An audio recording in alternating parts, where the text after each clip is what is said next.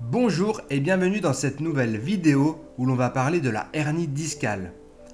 Vous êtes en effet très nombreux à avoir posé des questions sur ce sujet, je vais répondre à certaines de ces questions dans cette vidéo. Nous allons voir ensemble comment apparaît une hernie discale. Avant de commencer, je vous invite à vous abonner à la chaîne et à activer la cloche de notification pour avoir les prochaines suggestions vidéo. Tout d'abord, qu'est-ce qu'une hernie discale ?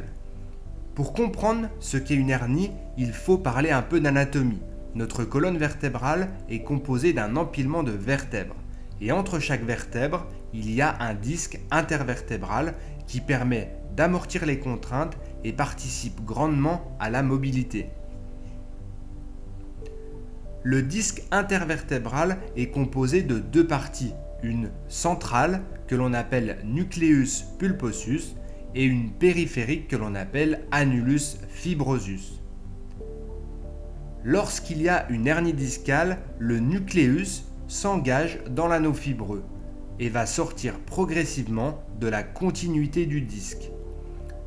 Lorsque cette dernière comprime un nerf, elle peut occasionner des douleurs de type neuropathique comme une sciatique ou encore une cruralgie. Est-ce que la hernie discale apparaît brutalement ? Sauf cas exceptionnel où l'on porterait une charge très importante ou dans certaines circonstances, la hernie apparaît globalement progressivement. En effet, les contraintes en compression, la répétition de mouvements néfastes va avoir pour conséquence un engagement progressif du nucléus dans les fibres de l'annulus. Il va progressivement se former une protrusion, puis une hernie discale. Cette évolution permet de distinguer plusieurs stades dans une hernie discale, avec notamment la protrusion et la hernie discale, avec ou sans rupture de l'anneau fibreux. Sachant que l'évolution n'est pas systématique, une hernie peut très bien rester à un stade intermédiaire. Une hernie est-elle douloureuse ? Eh bien, de nombreux travaux mettent en évidence qu'une partie de la population a des hernies discales sans ressentir aucun symptôme. En effet, si on effectue des IRM sur ces personnes, on se rend compte qu'ils ont des hernies sans ressentir aucune douleur. Et d'une façon générale, on estime que 80% des hernies seraient asymptomatiques. Donc la plupart des hernies sont non douloureuses.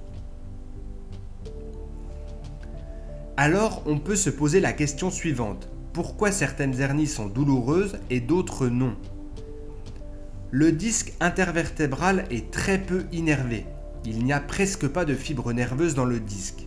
De ce fait, lorsqu'il y a une hernie, ce qui provoque une réaction inflammatoire, les voies de transmission d'un signal douloureux sont quasiment inexistantes. Ainsi, il n'y a pas de signaux d'alarme vous renseignant sur un problème via un message douloureux.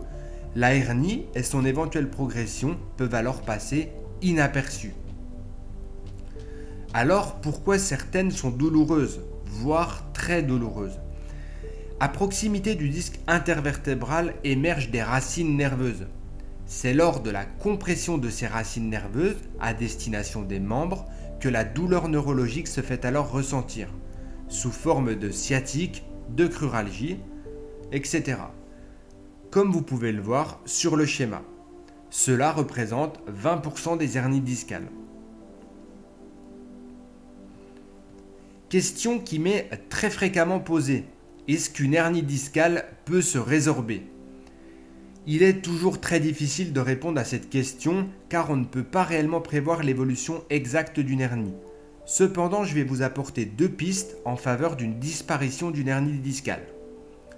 La première piste est en faveur, dans certains cas, d'une disparition de hernie occasionnée par réaction inflammatoire.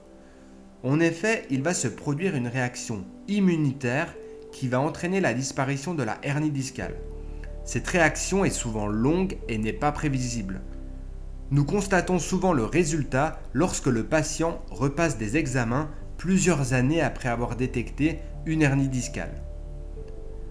La deuxième piste correspond à la biomécanique du disque intervertébral et de la hernie.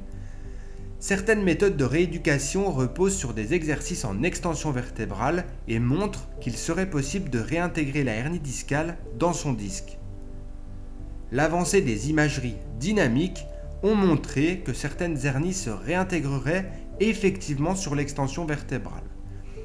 Il faut rester néanmoins prudent car toutes les hernies ne se comportent pas de la même façon. Il y a en effet une multitude de critères à prendre en considération.